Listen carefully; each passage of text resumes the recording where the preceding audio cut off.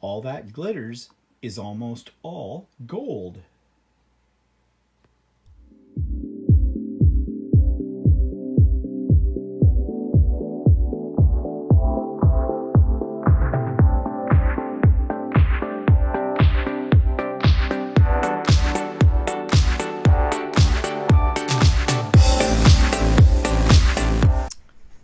Good morning, everybody.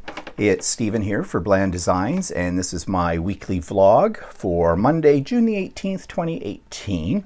And I hope everybody had a good weekend, and I hope you have a great week planned ahead of you. It's time for some coffee.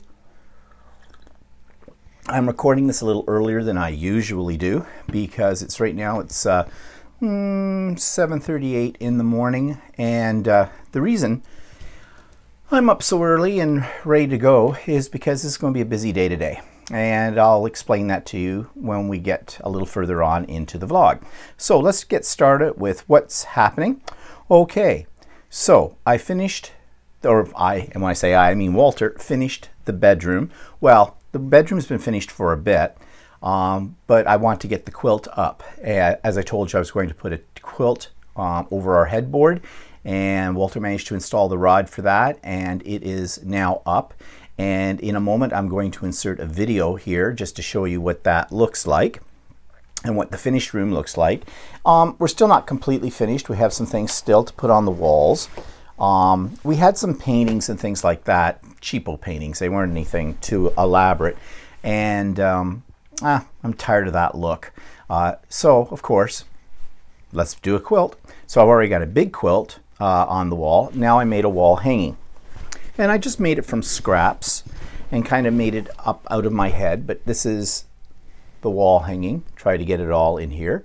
And as I said, this was actually, these weren't really scraps. It was a charm pack of some batik fabrics that I just put together. Just did half square triangles, and the back is actually my own material, my own fabric, my own design. And this one came out pretty good, and I pretty much put this together in a matter of hours. I did it over 2 days, but I think in total time it took me, it may have taken me 6 hours, I don't know, like that, to do it. So I'm getting faster at these, although speed kills. So, you know, don't need to be that fast. So anyways, we've got a rod for that. That's got to go up in a few days. Not sure how long it's going to take Walter for that. Also, I finished my clown pants. Okay. I forgot to bring them downstairs with me to show on this vlog, but you can see them and you can see me modeling them. Yeah, what a thrill, eh? If you go to this week's Stephen and Walter Live, and the link for that is below. And speaking of fabric, I've been rejected by Northcott, as you know. Well, it was a nice rejection, but you know, basically they said they'd keep me on file and look it up again in January. So yeah, that says to me no go there, but that's okay. There's other places. So next place I'm trying is Riley Blake. Now I know pretty much sure, rented lips too early in the morning for me. I know pretty much for sure they're not going to accept my designs, because if you look at Riley Blake's designs, they tend to be a lot of patterns, like repeated patterns that are the same. They do a lot of dots. You know, it's nice material, but it's pretty conservative. And I'm finding too, as I look through a lot of these different companies and their fabric designs, this stuff is pretty conservative, and I think I'm just a little bit way out there for them. Or it's either that or they just consider my artwork ugly. Could be that too. Don't know. But anyways, I sent them off a sample of some of my designs. It says on their website it's going to take probably about a month before their committee gets to it. So I'm not expecting an answer for at least a month. And I'm pretty much sure what the answer is going to be. But you know what I say, and I say it all the time, never say never. So I'm giving it another shot. Okay, so I think right now would be a good spot for me to insert the video, little short clip that I did of our finished bedroom. Okay, so the bedroom is now pretty much done. As you can see, the walls are all painted now. And we've got new blinds, got rid of the shears and the drapes. Put that little table in there just to break up that wall a little bit. We have a new bedspread, but don't really like it. Walter got it at Sears last fall when things were being liquidated. And so he got this for like about $69, regularly about $269. I wouldn't have paid 200 bucks for it, I can tell you that. I mean, the pattern's not bad, but the material is really, really shiny and slippery. And good thing our cat is no longer with us, because she'd jump on that and just keep sliding right off to the other end. But of course, the center point of the room is one of my quilts, which actually goes very well with this bedspread. But we finally got it hung up. And I don't know what else we might put up on the walls in here. We have this space over here that's a little bare. We used to have a picture up there, maybe put one of those back up, or I might make a small little wall hanging to complement the bigger one that's already on the wall. I don't know, I might. We'll see. It does look a little bare there, so I think it needs something. So anyways, that's the big redecorating of the bedroom. And now we have to move on to other rooms. So there it is, for what it's worth. As I said, not quite finished because we still got that wall hanging up on the wall, and there might be another spot that I might want to put something. Wait and see.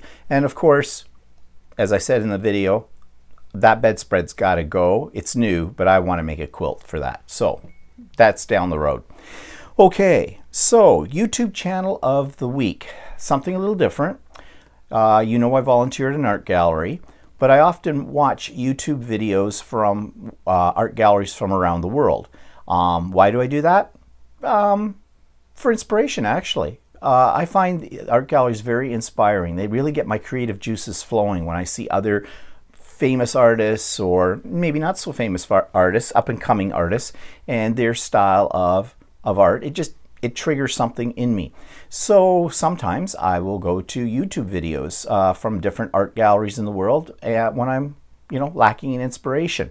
So here is a YouTube channel for the art gallery that's world-renowned, but is located in Toronto, in Ontario, called the Art Gallery of Ontario, AGO, and a little sample of this kind of thing. YouTube channel of the week is one for the AGO, which stands for the Art Gallery of Ontario. The Art Gallery of Ontario is one of our major art museums in the country, in Canada, and it also has international acclaim.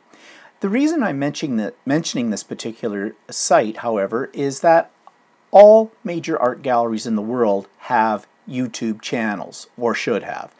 And I find that sometimes if you're feeling really stagnant about your creativity, that sometimes going to a YouTube channel such as this inspires you.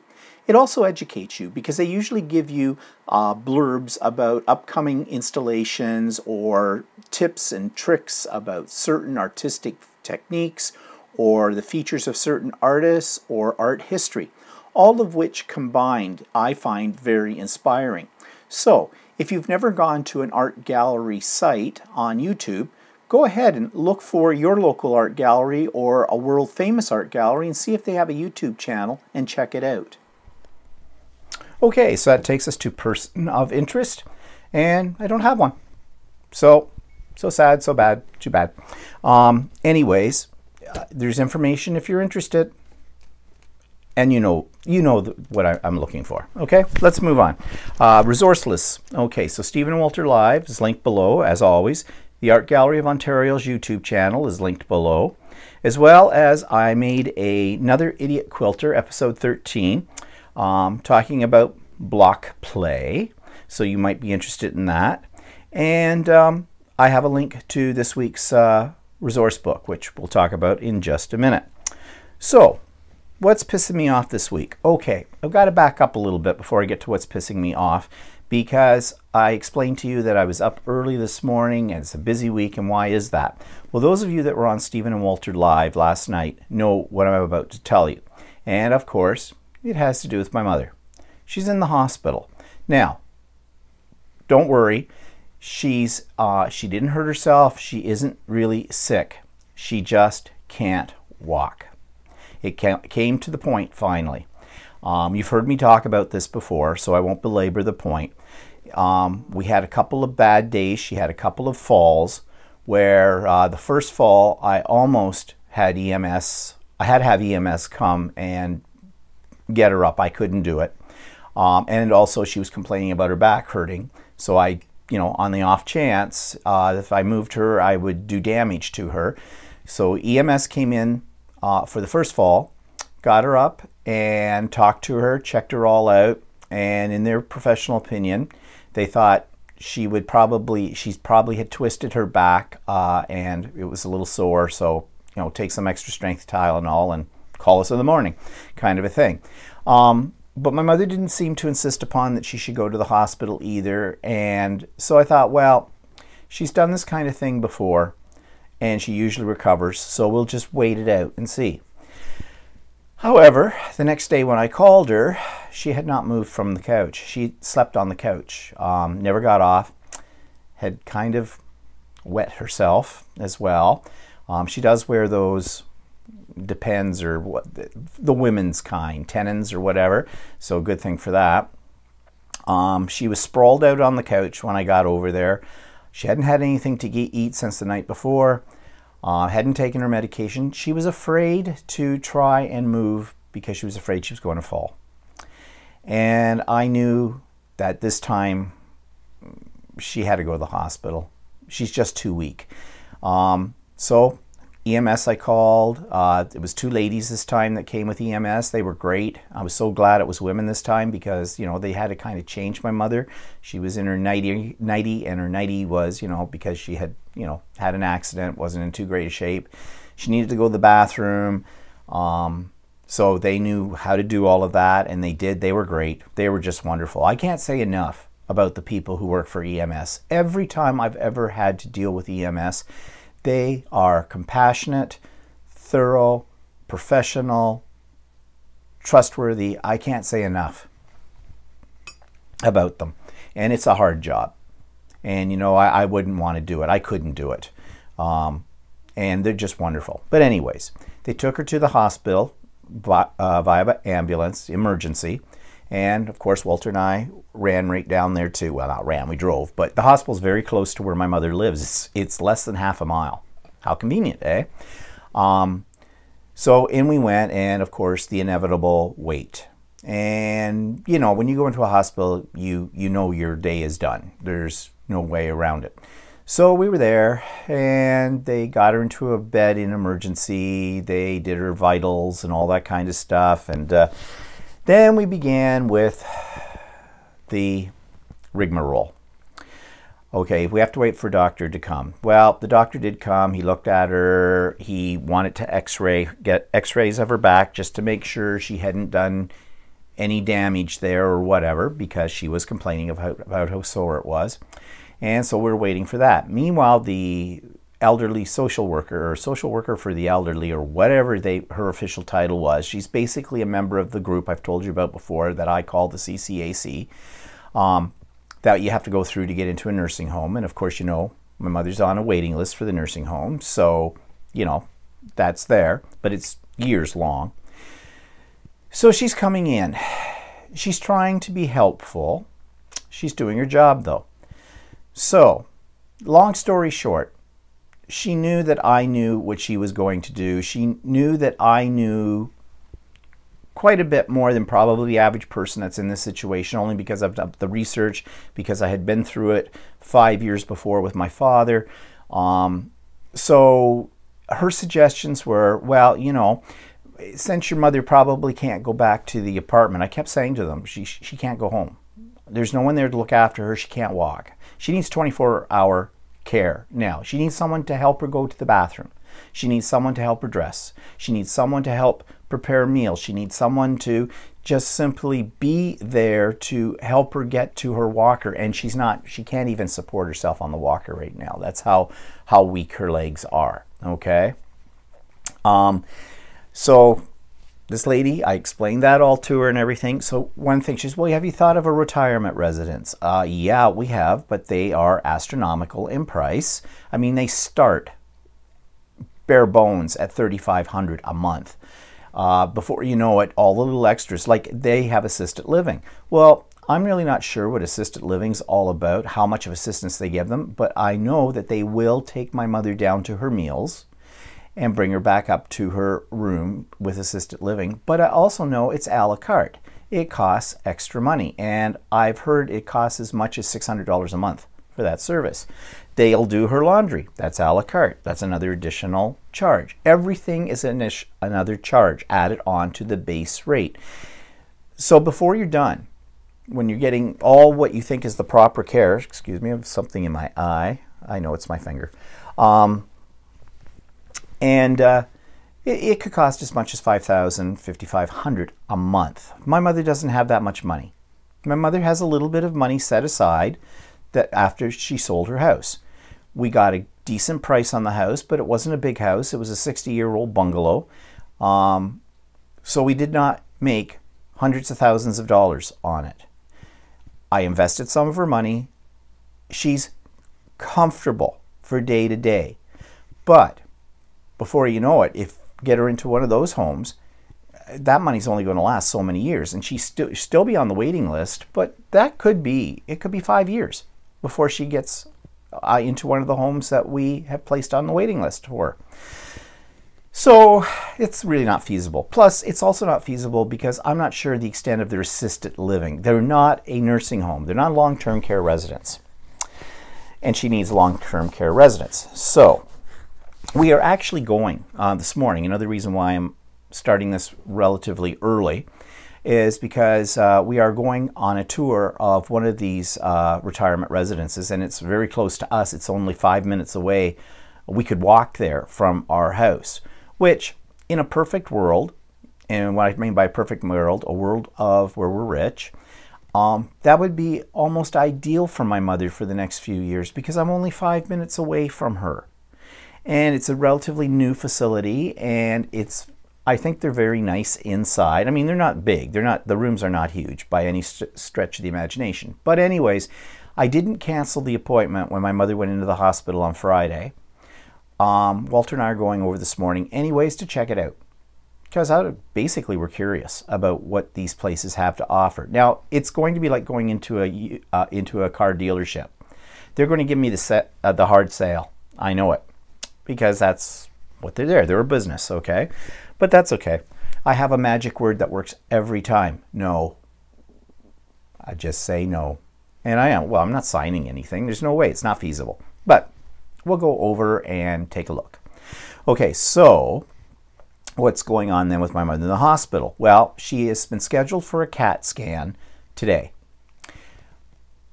I keep telling these people, but I'm not a professional. I'm not a doctor. Sorry, so what's my opinion mean? But I keep telling them, the reason Mom cannot walk is because for the last 4 years, she has done nothing but sit on a couch and watch TV. She has not tried to do any exercises or anything. Her muscles have atrophied to the point now where they will not support her. The other thing is, she has not been eating well. This was disturbing. I knew she wasn't always eating the right things, but my sister gets her groceries every week and gets her some fresh fruit and vegetables and things like that, meat. I order food for her. I was ordering it on a pretty much a monthly basis, you know, a huge food order from a grocery store that delivers and everything. And plus she was getting prepared frozen meals from something called Heart to Home, which she seemed to like, and they were good, and she was managing. She has a microwave, and they're definitely nukeable. So all that stuff. But this opened my eyes, and I feel really bad about this. I feel like I've been neglecting her. I did not realize that. Basically what she's been living off of are muffins and Boost. And probably Diet Coke, because she had Diet Coke, and I kept getting her more Diet Coke. And the reason being is, She didn't want to move into the kitchen to try and get anything else done for herself because she was afraid of falling, and she's too weak. And it was sort of like an endless circle. The less of this food she was getting into her, the weaker she got, the less movement, the more she couldn't move. Vicious circle. So that was a revealing, moment for me too. So I'm telling people in the hospital this, and I have told this story 100 times over, and they go, uh-huh. That's all I get. Uh-huh. And then they go off into their little world and do their little thing. So they're doing a CAT scan. They did the x-ray. The x-ray did show that she had one vertebrae, a lower vertebrae that looked like it might have a slight fracture, but they said that could be what they call it, a compression fracture, because as you get older, you compress. I know. I used to be 5'6". I think I'm only 5'5" now. I've been shrinking in height, not in width. Yeah, but my mother fell down the stairs in her house when she lived in a house, and she did this many years ago, and she did it a couple of times, and this was back when she was a little younger too. And my mother does not like doctors, does not like, well, I didn't think she liked hospitals either, but she seems to be enjoying this right now. We'll come to that. So anyways, she has this little fracture, they think, but it could be an old one, the doctor was saying, and he didn't really think that that's causing her problem. No, her muscles have atrophied, okay? That's the problem. How many times do I have to say this? But anyways, today they're doing a CAT scan. After that, I don't think the CAT scan is going to find anything. So I know in my mind, and this is where things are going to get a little tough, she's not coming home. There is nobody that can look after her. We can't afford private care. We can't afford for her to go into an assisted living, even if they would give everything that she needs. I'm hoping that the doctor, the nurses there that have been dealing with her, realize this. And what that means here is, because I've already got her on a waiting list for nursing home, there are emergency beds some places. Not many of them, but they are there for emergencies, for people that can't be left just on the waiting list and wait for that they have to be there because they need care. And that's my mother. So I have a call out to the CCAC, to our advisor, or whatever they're called, to let her know the situation. So another reason why I'm doing it this early, because I'm hoping she will call once she gets into the office and gets that message. So that could be, 80, a little after 8 or so. And I guess today when I see the doctor, find out what he finds out, I'm going to say, what's our next steps? I hope his next steps is we're keeping her in the hospital until we can find a place for her in a nursing home to transport her there. That's what I want to hear. If I hear anything else different from that, I'm going to have to be going to teacher mode and say no. If you can get her out of that bed, if you can get her to walk across that hall on her own power, then we'll talk. But until that happens, she can't come back to the apartment. Nobody there to look after her. It makes me, I have a lot of mixed emotions about this. One of the mixed emotions is that, I feel like a bad person because I'm basically doing that old joke. I'm picking out my mother's home. I'm being cruel, insensitive, because I don't want to look after her. I can't look after her. I don't know what to do. I'm not trained in how to do this kind of stuff. Plus, she needs 24-hour. She can't move into my house with me. My house is nowhere accessible for someone in her shape at all, on any level, because that's the problem. My house is on other levels. And, her apartment's all one floor. So I feel bad that I can't do any of this stuff. I feel like people will think I'm abandoning my mother. I'm not. But I want her to get the best and proper care that we can possibly manage right now. The other thing is, getting my mother into a nursing home and being looked after physically is one thing, but her brain, her mind is still pretty good. I mean, yeah, she has some things she forgets a little bit, but that's because she doesn't get out much and one day runs into the next. I find that with myself. Sometimes I have to like look at a calendar and go, yes, today Tuesday or Wednesday, you know, because when you're retired, it's one big long weekend. All right. So I get that. So if she's in there with a lot of other people who are in worse shape mentally than her, well, I don't think that would be good for her psychologically. But on the other hand, the flip coin is there's activities. The staff are trained to do what they need to do to help people out. The ones that I visited, the ones that are on our list, of course, were excellent at that. And then there are people in there that are still with it. And, you know, it's human contact, it's socializing, things that she has not had in quite a few years. You know, she's had some, but she's had me, my sister, you know, some close friends that call her and that kind of thing. But really, it's not the same. So, you know, there's pluses to all of this as well. I guess the bottom line is I want my mother to have a good life. It is not the life that I would want her to have if all things were, you know, fair, equal. She was in better physical condition, that kind of stuff. But it is something. It is better than what she has right now. And so that's what I want to make sure I can direct people to get her into these things. But I know I'm going to have to be firm. I'm going to have to be, I hope I don't have to be a real bitch, but I can be. And for the sake of the well-being of my mother, I will be. It's simple as that. So anyways, what am I pissed off this week? I'm just pissed off that when you're trying to get help for people who can't help themselves in our society, you run into brick walls all the time. And the only way to get through those brick walls is not to jump over them or crawl under them, it's to blast right through them. And anytime you do that kind of thing, someone's going to get hurt. So that's what pisses me off. And it pisses me off because I worry about all of this.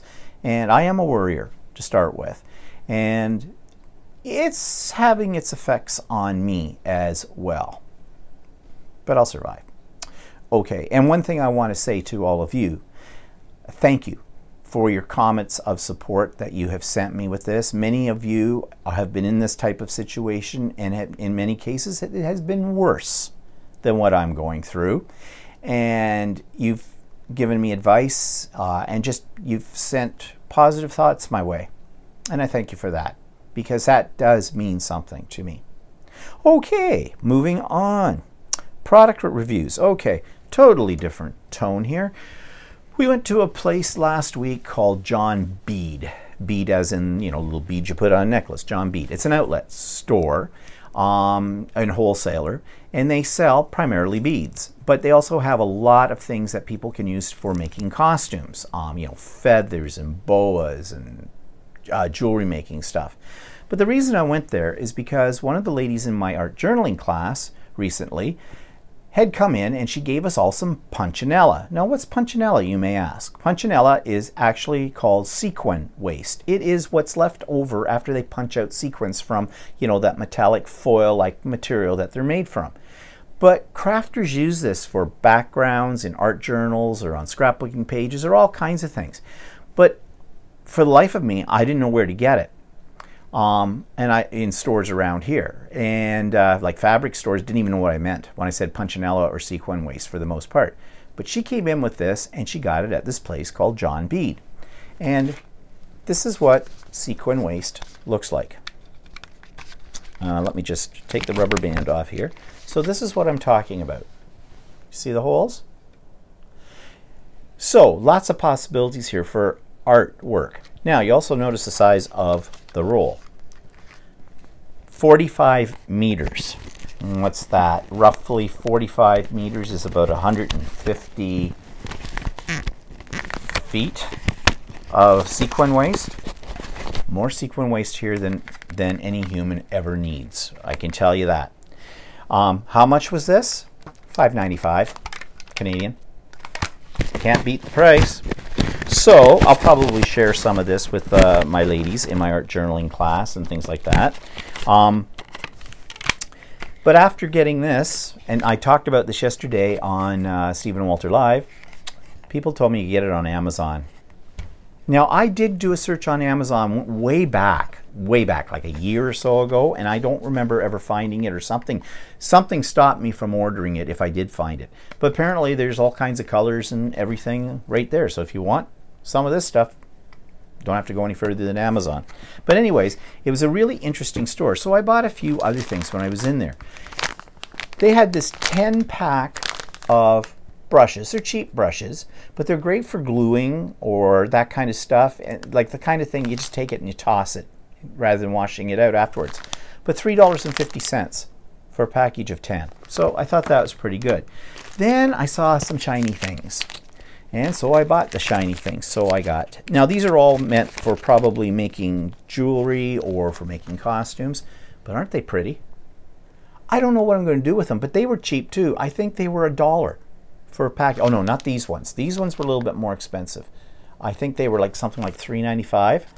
But then they had this bargain bin of all kinds of different things, and they were all marked down to $1 a package. So I got some of these, some of these,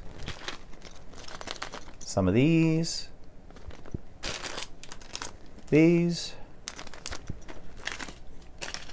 and some of these. So these will make great elements on a mixed media piece. And $1 a piece, you couldn't go wrong. I bought a bag of feathers. Okay, why would I buy a bag of feathers? I don't use a lot of feathers in any of my artwork, but I saw a technique on the Jelly Arts Plates YouTube channel where they were putting feathers down on the jelly plate when there was paint, and it made some really cool designs. And I thought, this might be fun. Also the potential for one of my art journal classes as a technique. So I got the feathers because they were like $1 for this. So there was much more there as well. Again, it's a bead store, so if you're into beading, you're into jewelry making, it's a great place. They do not sell online though. That's the unfortunate part. You can go to their website, but you're not going to see a heck of a lot. And their website, if you're interested, is called johnbeadoutlet.com, all one word. And you can check that out. Now, if you live in the Toronto area, because it's in Scarborough, you can go there, but you may already know about it. But I know a lot of my viewers are Americans and Australians, so you're not going to get there. Unless you come up, visit in Toronto. Come up and visit me and I'll take you to John Bead, okay? And you get Punchinella coming out of your ears. What else do I have new? Well, of course, Mike Deacon released a week or so ago a couple of new stencils. Still in the package, haven't taken them out. And every time he releases a new set of stencils, he usually releases 2 each month. It seems to be what he's been doing lately. I buy them. They're good price, they're good value, they're good quality, they're good stencils. So what more can I say? So that's all I've got new this week. So that takes us to book review. Okay, another one that I forgot I had. And because last week I talked about doing genealogy, and I showed you that other book, this one I think is a good companion piece. Family Tree Page Ideas for Scrapbookers. And it's filled with all kinds of great ideas how to display your information. But I also wanted to show this to you because I am published in it. Now, I was published in this about 10 years ago, probably, maybe more than that now. And there it is. This page is mine. So yes, I have been published in books before. Okay, so not a lot, but I'm very proud of this. And this was actually, that's actually my family. That would be my great-great-grandfathers in here, and my great-great-grandmother, and then my great-grandfather's in here somewhere, and these would all be my great-great-uncles or what, I don't know, I get lost in that. But anyways, all of this. And this is actually what really got me started, this picture, into doing some genealogy. And as I said, I hit a lot of brick walls at some point, and I didn't know how to get over them, and then I just sort of lost interest in it. So, but anyways, I'm published in this book. So this is called Family Tree Page Ideas for Scrapbookers, 130 Ways to Create a Scrapbook Legacy. And it is by a company that I don't think exists anymore, Memory Makers. They were a large scrapbooking company that had a lot of different books, and I used to buy a lot of their books because they were quite good. But I've put a link to this book in the description below, and it's not on Amazon. I could not find this on Amazon. So it's a very lengthy URL that's there, but they supposedly still have copies of this that you can buy online. I'm not sure what they were charging. At the time that I got it, it was $28.99. I think I got a freebie copy because I'm published in it. I think that's how it worked. In fact, I think I may have bought one and then got one free. So I think I had 2 of them. I don't know. I have to look for the second one. Or I might have given the second one away to somebody. I probably did. But anyways, it's a good book because I'm in it. Nah, not really, but you know what I mean. Okay. Inspiration for this week. Don't have any. Haven't had a lot of time for that. So, sorry, no inspiration this week. You want to get inspired? Go to that YouTube channel for the art gallery. That's in the notes below. You'll get some inspiration from that. And what else? What's in my drawers? Oh, yes. Okay. So this week, I'm featuring my pens and markers and how I store them and where they're all at. So I'm going to insert that right here. So this week, in What's in My Drawers, I want to show you literally what's in my drawers. You see this black cabinet that's right here. I got this some time ago, quite a few years ago actually, like over 20 years ago from IKEA. And it was meant to hold CDs. And for years, that's exactly what it did hold.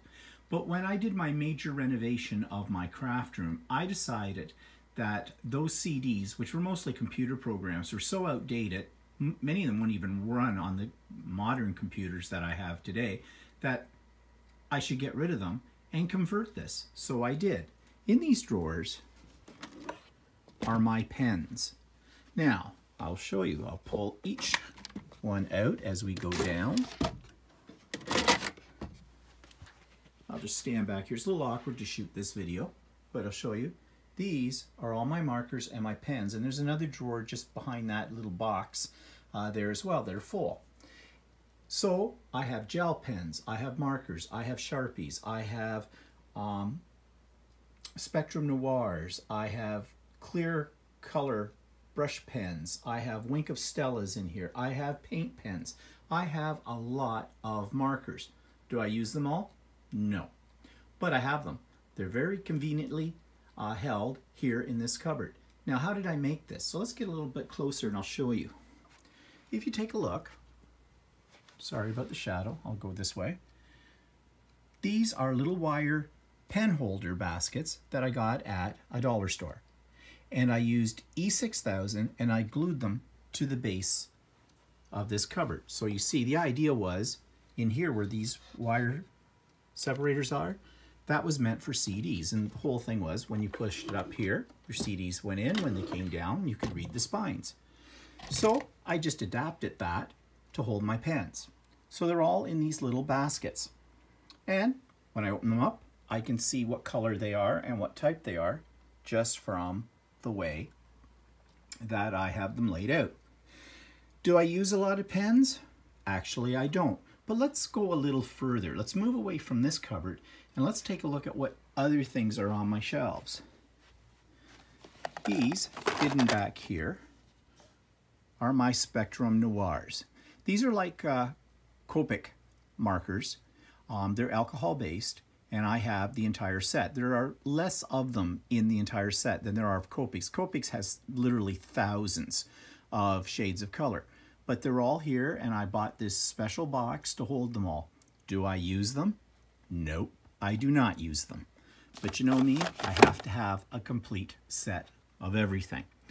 I use them on an occasion, but I haven't used them in quite a while. In fact, I don't even know what their shelf life might be. They could dry up, who knows? Now, I'm not quite done on the pens. So let's move over here, take you on a little tour. And if you look over here where my Cricut maker is, these are all my Cricut pens. Every time they have a sale, I bought some. Do I use them a lot? No, I actually don't. But if I need a certain color because I'm doing something in my Cricut Maker that I'm going to use the writing feature, which I don't use that much, I've got them. So I have a lot of pens. And it doesn't stop there. Let's move over here. I have markers and pens sitting right next to me in my work surface. Now you've seen the Japanese ones, those ones I showed you in my first What's in My Drawer segment. But in here I have water brush markers from Jane Davenport. I have some of her glitter markers in here as well. And then of course I have my everyday kinds of pens. Does anybody need this many pens, really? No, but I have them. And you know, one day someone's going to ask me for a certain color and I'm going to say, I have a pen for that. Okay, so events in the past week. Well, sewing classes. I was supposed to have 3. I got to 1. And that one was the serger class, and that's where I made the what I call the clown pants, pajama pants. And again, Stephen and Walter Live, I modeled them for you. Check it out. It's good for a laugh. And I was supposed to start the first session in a class I was taking on Friday nights called BQ Boot Camp, Basic Quilters Boot Camp, where we're going to learn the basics of quilting. Now, I'm probably a little bit more advanced than what's in this class, but I wanted to take this class because they're going to look at some of the traditional blocks. And, you know, I thought I've probably picked up some bad habits as I've taught myself how to do a lot of this. So, you know, this would probably show me the proper way. And, you know, I believe that you learn all the time from anything. So I was kind of looking forward to that. And you had to pre-cut all the material and fabric that they were going to use in the class. I already had picked that out, got it all cut. It's in baggies, it's all ready to go, labeled the whole bit. And of course, that was supposed to be Friday night. Well, you know where I was Friday night. I was at the hospital. So couldn't go to that. Saturday morning was supposed to be the second session, and that's the last session in the quilting class, learning how to quilt. First class was about walking foot, using that, and I've done that class, and I did learn a few things from that too, but I'd already done walking foot quilting. So the one class, the one session that I had absolutely, positively been looking forward to is free motion quilting. Couldn't go because Mom's in the hospital, and I had to be over at the hospital and other things. So yeah. So I'm going to go into the store if I get a chance this week, probably tomorrow. Tomorrow's a hell of a busy day as well, just to see if there's something I can do to catch up or whatever. I mean, they're really good over there at that store. You know, they look after you very well. So, and they know I'd phoned over to tell them I wasn't going to be coming to those 2 ones because of the situation with my mother. And so I'll just see. At least with the BQ boot camp, I can probably catch up on my own for that session that I missed. But the free motion quilting one, no, I've tried to teach myself that, and I really need to be there with somebody showing me how to do it and the tips and tricks, because it is, well, it's something that, you know, they say you either really love it or you really hate it. I want to really love it because I think the end results are great. But I'll have to see. So what else? Okay, so we talked a little bit about this at Stephen and Walter Live. Yesterday, Sunday, was Father's Day here in Canada. And it also marks the beginning of Fiesta Week. And that is a big celebration in my city where they open up different halls and things, and different cultural groups you know, have food for sale, and they have entertainment and that kind of stuff, and they usually have a liquor license so you can have a drink or two. It used to be a lot of fun when I was much younger, and it used to be a lot cheaper. Now there's not as many pavilions, mainly because in our country now we can get food from the world anywhere, like anywhere, even in our city, which isn't Toronto. You know, it's a little smaller city. But I remember growing up as a kid, there was only two kinds of cultural foods we could get. Italian, which meant spaghetti, or Chinese, which meant sweet and sour chicken balls. That was it. Now today, we have everything. You know, we have Thai, Chinese, Japanese, Ukrainian, Polish, Italian, you name it. It's not hard to get. So, needless to say, since you can do that any day of the week, as opposed to once a year, the festival has shrunk. And it's also gotten much more expensive. It costs you as much to eat in one of those pavilions, and the food is not necessarily better. And in some cases, it's a money grab. Plus, you have to have a passport. Now, I don't mean a real passport, but you buy this. It's basically an entrance ticket to all the pavilions. Now, those used to cost about $5. Now, I think they're up to about $25. So, you know, it's not a cheap night out. Plus, you're in amongst all kinds of other people. It's a crowd. Usually it's cafeteria style service. There's a lot of drinking. No, not into that at all. But I know lots of people who are and love it. So there you go. And what else? Oh yes. So on Saturday, this was up in the air. We went to some friend's place in Toronto, had been invited to a couple of friends' places for dinner on Saturday night, and we were staying over because there would be booze involved, okay, wine, and usually quite a lot of it. And we weren't going to drive home, okay, because obviously drinking. But I debated whether we should even go because of Mom being in the hospital. But the thing was, she was being well looked after in the hospital. They're feeding her, which is great. She's getting, you know, some decent food into her system, and she's safe, and she feels safe, and she, you know, she's. I wondered how she'd be about being in the hospital, but she seems to actually be. I don't want to say enjoying it, but I think for the first time in a long time, she's feeling a little bit more secure and safer, and you know, she's got people there to help her, and I think that's a good thing. Psychologically for her as well as physically. So I talked to Mom. I said, you know, we've got this dinner thing. And she says, go. Like, what can you do here for the thing? And I said, well, we'd be coming back right the next day, the next morning, and we'll be over. So we did. We went. We had a great dinner there, and it was good. It was nice after the last few days of the intensity of the last few days. It was really nice to go and just relax. And that was great. So I'm glad we went. Now, what's coming up? Next weekend, we're supposed to be going to a place that's an hour and a half north of us to spend the weekend on a boat. Friends of ours have a boat up there. The wife, I worked with her for many, many years. She's a teacher too, and she's retiring at the end of this month from that as well. And it's also a special event up there. They call it Christmas in June, and I guess they decorate all their boats, these boat people, I don't know. And when I say boat, this is not a rowboat. This is a big bloody boat that they've got. It's their cottage, essentially. And